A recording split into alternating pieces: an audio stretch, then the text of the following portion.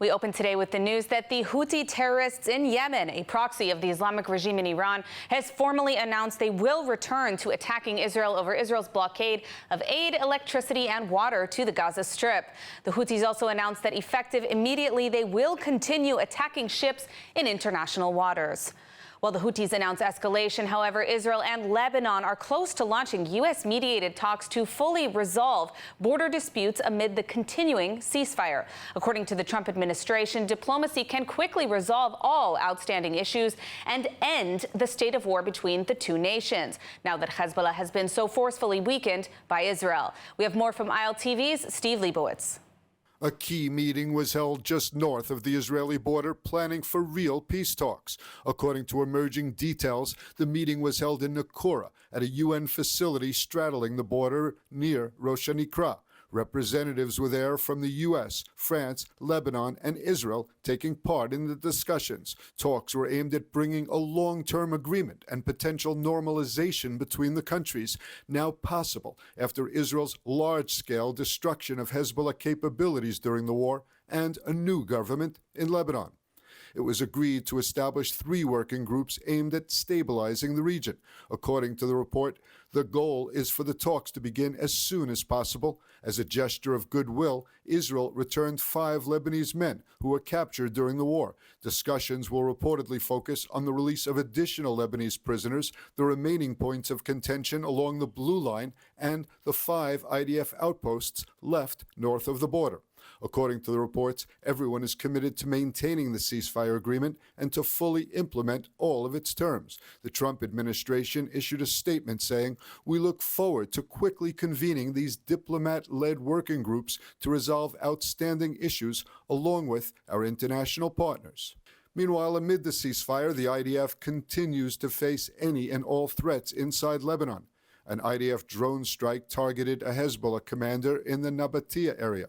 Hassan Issaddin was the commander of the Hezbollah local aerial defense unit and was attempting to rebuild the unit's infrastructure.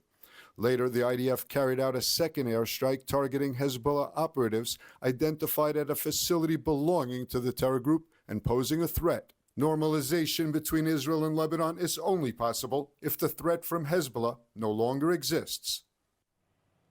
Well, ongoing talks to extend the ceasefire in Gaza that has now been paused are taking place in Doha, Qatar. U.S. Special Envoy Steve Witkoff landed in Doha late last night to join the indirect talks with Hamas and Israel. ILTV's Shosh Bedrosian has the details from Hostage Square. Shosh, what can you tell us? Well, Emily, we know that a top priority for the United States government is to secure the release of who is believed to be the last living American hostage still in captivity at this time, Idan Alexander, and to also extend the deal to get more hostages out alive. It's been 523 days since Hamas kidnapped innocent lives on October 7th, holding them captive for 17 months and making it extremely difficult and fragile to get these hostages out alive. The current shaky deal has been on pause for 12 days since Hamas rejected the new framework proposed by the United States and Israel. But this time, U.S. Special Envoy Steve Witkoff arrived in Doha and is demanding deadlines from Hamas and making it clear to the terrorist organization there is no alternative to disarming and leaving the Gaza Strip. Witkoff will work to advance Israel's proposal for a 2-month extension of the ceasefire, which would release half of the living hostages in bulk. Israel believes 24 hostages are still alive in Hamas captivity out of the 59 hostages that are in Gaza in total. Israeli media reports say this proposed framework would seek the release of 10 male living hostages, including American-Israeli Idan Alexander. Witkoff said last week securing Alexander's release was a top priority for them. The bodies of several American hostages are still in captivity at this time. In exchange, there would be 60 days of a ceasefire, as both groups have not returned to fighting since the first phase of this deal was established. As the framework advances, it is likely Hamas would ask Israel to release senior Hamas terrorists. An Israeli delegation is also heading to Doha as these talks continue. And Emily, we know that many of these hostages are injured or are either held in serious conditions that are putting their lives at risk. All right. Thank you, Shosh, for that update. Well, the IDF will remain deployed atop the Syrian side of Mount Hermon for an indefinite period. That's the message from Defense Minister Katz, with a pointed warning for the Syrian jihadi leader. ILTV's Steve Leibowitz has more.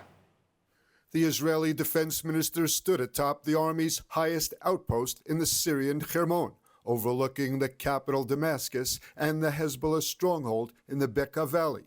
Located more than 9,200 feet above sea level and 9 miles north of the Israeli border.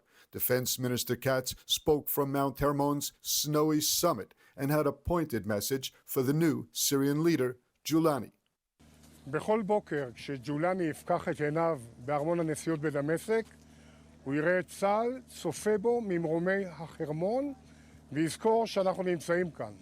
ובכל מרחבי הביטחון, בדרום סוריה, כדי להגן על תושבי הגולן והגליל מול כל איום שלו ושל חבריו הג'יהאדיסטים. The IDF is also closely monitoring developments further north in Syria, conducting raids and capturing weapons up to 15 kilometers deep into Syria to prevent them from falling into the hands of hostile forces.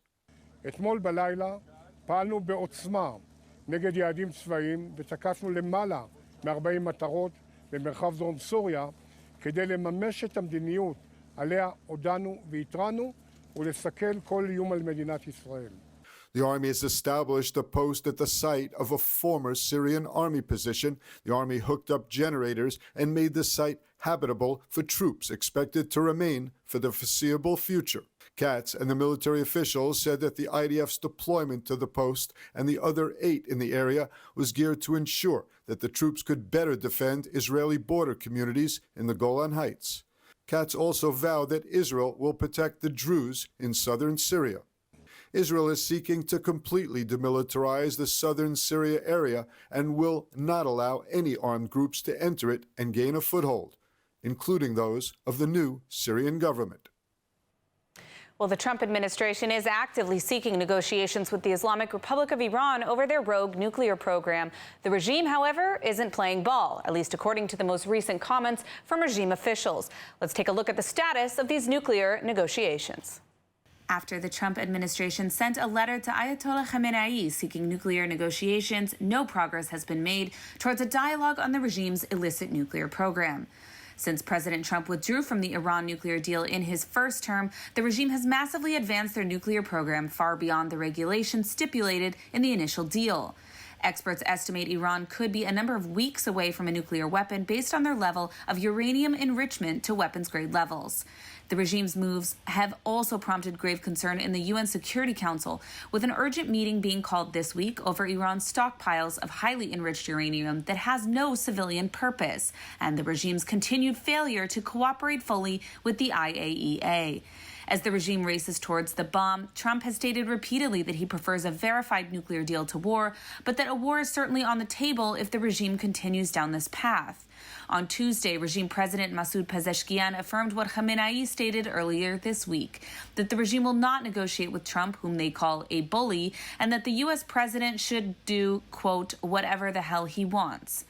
The statement was made following Trump's implementation of maximum pressure sanctions, including by ending sanctions waivers that allow Iraq to buy electricity from Iran on Monday, and as the regime held joint military drills with Russia and China this week. The Islamic regime has a long-standing beef with President Trump and even repeatedly attempted to assassinate him during the election season. As the regime continues to feel the pressure due to sanctions, Israel and the United States are working closely to ensure that the Islamic Republic of Iran will not obtain a nuclear weapon.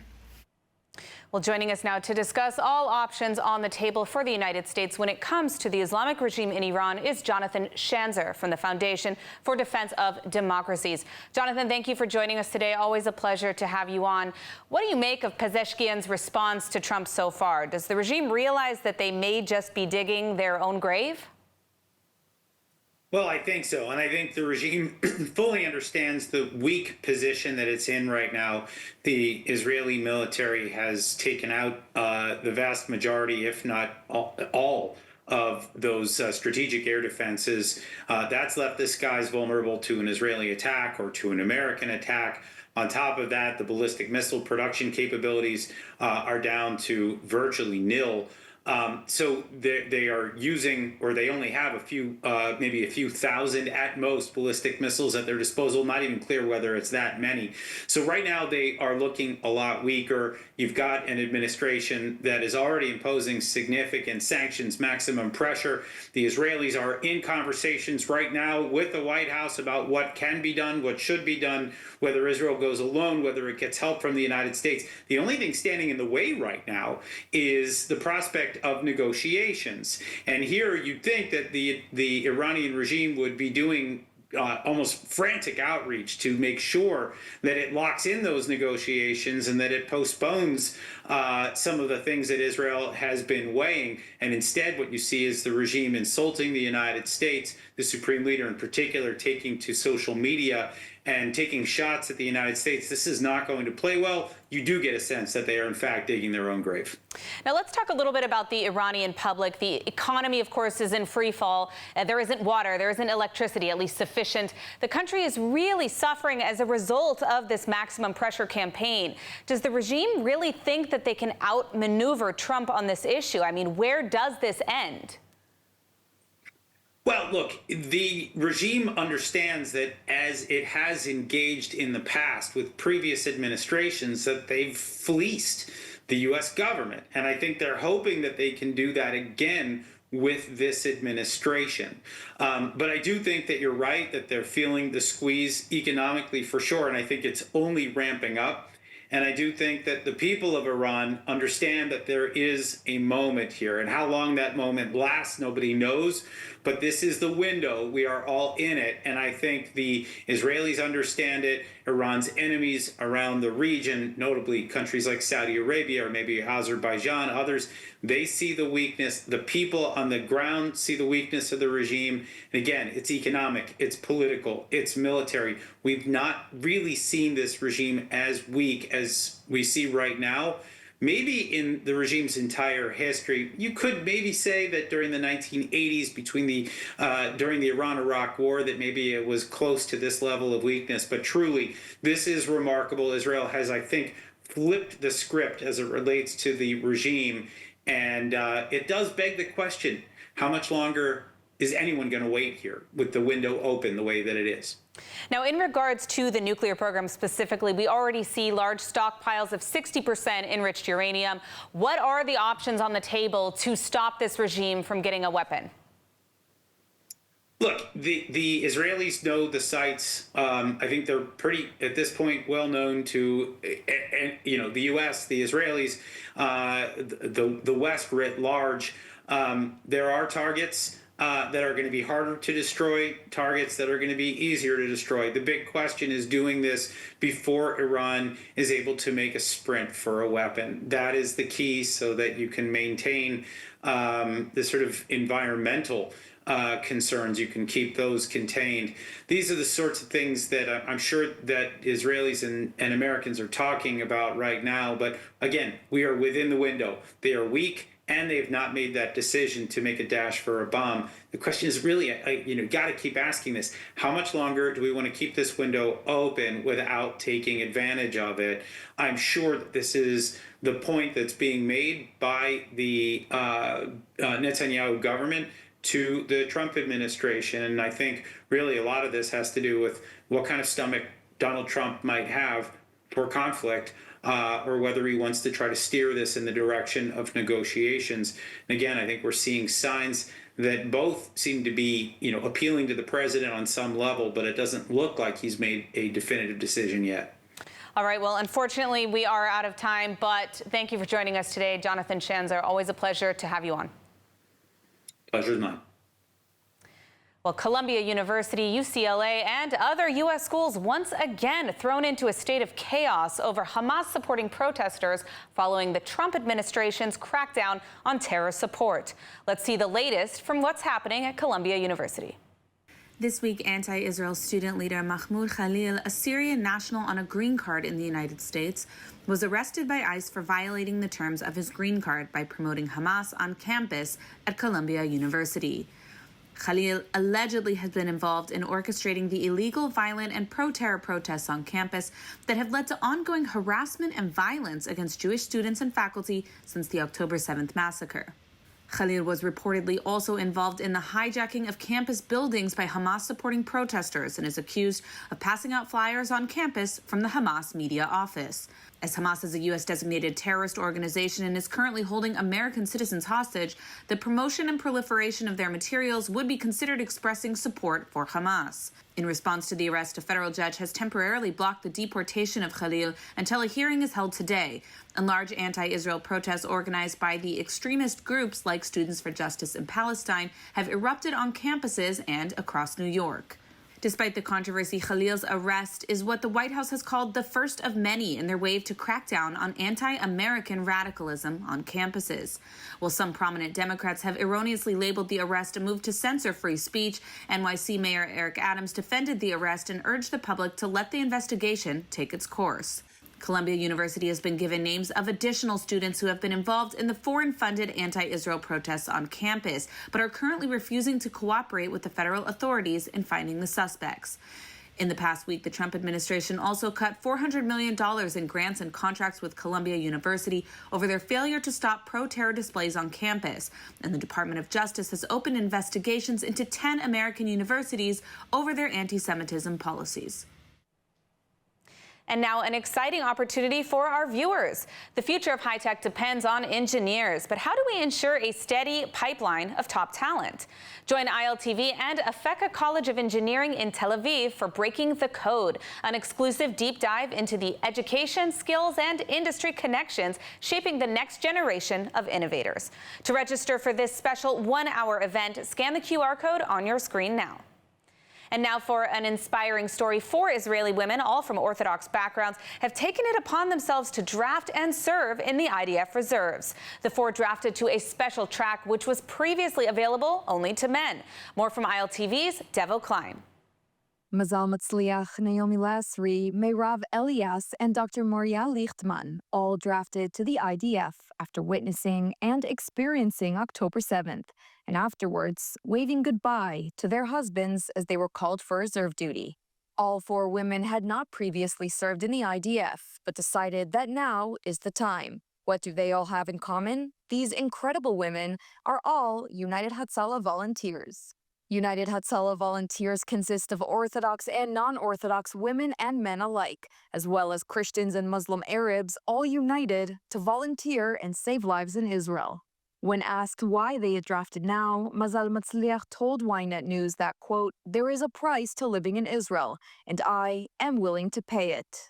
4 mothers, all wives to reservists, and medics for United Hatzalah are the embodiment of Israeli spirit, courage, and dedication to the people of Israel.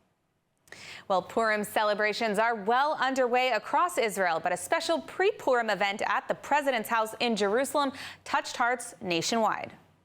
Earlier this week, First Lady Michal Herzog hosted a delegation of children with disabilities from Beit Isi Shapiro at the President's house, celebrating the 10th anniversary of the organization's Dream Costumes initiative. The project pairs designers from the Cholon Institute of Technology and this year Wix with children who use wheelchairs or walkers to create custom costumes that integrate their mobility devices. The goal? Empowering children to celebrate Purim with confidence and pride. In a heartfelt surprise, President Isaac Herzog made an unplanned appearance, meeting each child and posing for photos with their families. 14-year-old Avital Grunberg, dressed as a blockbuster video game, expressed how much the initiative means to her and others like her. The costumes were first unveiled at Beit Isi Shapiro's campus in Ra'anana earlier this week, before the children were welcomed at the President's house. Meanwhile, Purim festivities are in full swing nationwide. Tel Aviv's Adloyada parades feature themed activities like the Tavroyada, a convoy of decorated garbage trucks making their way through the city. In Jaffa, family-friendly events fill the port with circus acts, magic shows, and storytelling. Jerusalem's Purim Me'ochadim parade promises to be a grand affair with an animal world theme featuring art installations, live music, dance groups, and messages of hope for the release of hostages held in Gaza. Purim is a time of joy, and this year's celebrations are a testament to the power of inclusion, creativity, and community spirit. And now joining us to discuss the symbolism and significance of Purim is Rabbi Ariel Constantine of the Tel Aviv International Synagogue. Rabbi Constantine, thank you so much for joining us today. Pleasure to be here. this story, it's thousands of years old, but it still has relevance today. How do we interpret what happened on the story of Purim into what we're facing today as a people? Well, there's no question that the story has tremendous significance, especially now with the war where we're facing the evil back then of Amalek, who was simply hated for the sake of hatred and trying to destroy and wipe out men, women, and children, innocent people who had nothing to do with, and yet they just came and wanted to take and kill and plunder, and we're still struggling with forces of evil, unfortunately. We Jews want to really encourage the forces of life and to connect with goodness and light and to celebrate, coming together and being, bringing goodness to the world. So unfortunately, we're still struggling with forces of evil, and we're going to continue bringing light as much as we can. Now, one of the things I personally love about the story of Purim is, of course, that it shows how one person's impact can be tremendous on an entire people, or in this case, actually two people at the time, and in this case, of course, a woman. What does this teach us about what we're facing today?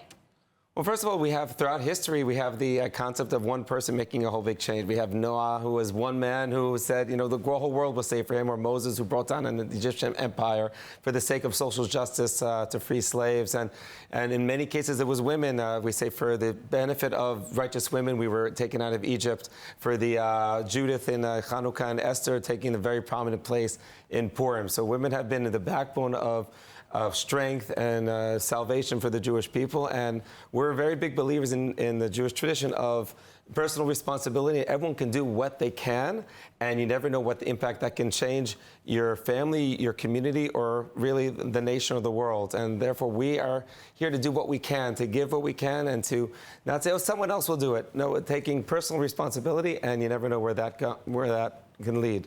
The good that could bring. Today, we're obviously in a very difficult and traumatic time. We still have hostages in Gaza. We're working on resolving that. How can we celebrate at times like this? What should the Jewish community be doing in these days?